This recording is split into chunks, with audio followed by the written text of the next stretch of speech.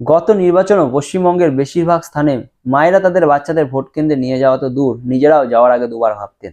সেই চিত্র থেকে এইখানে যারা পশ্চিমবঙ্গের নির্বাচনকে নিয়ে এসেছেন তাদের অক্লান্ত প্রচেষ্টায় তাদের ধন্যবাদ। ক্ষমতায় থাকা দল, তাদের পেটোয়া বুদ্ধিজীবী থেকে শুরু করে বি টিম, বাংলা পক্ষ, সি টিম, বামপন্থীরা নির্বাচন কমিশন শুরু করে অজস্র গালি দিয়েছে। সাজোয়া গাড়ি এনে ভারত বাংলা আক্রমণ করেছে মতো নোংরা দেশবিরোধী মন্তব্য করেছে। কিন্তু নির্বাচন কমিশন কোনো কথায় কান না দিয়ে ইন্ডিপেন্ডেন্ট পার্টির মতো কাজ করে গেছে।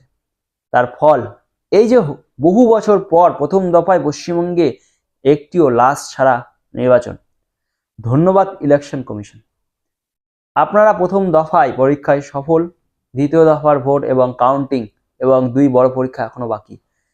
ভরসা রইল সাধারণ মানুষের রক্ত না ঝরিয়ে তাদের বেছে নেওয়া পক্ষকে জয় করে দেখিয়ে দেন যে ভারতের নির্বাচন কমিশন এইসব এবিসি টিমের হাজার নিন্দা সত্ত্বেও তাদের কাজটা সততার সঙ্গে করতে জানে। ফুটনোট কিন্তু জরুরি, দ্বিতীয় দফায় বাবু বিবিদের ভোট।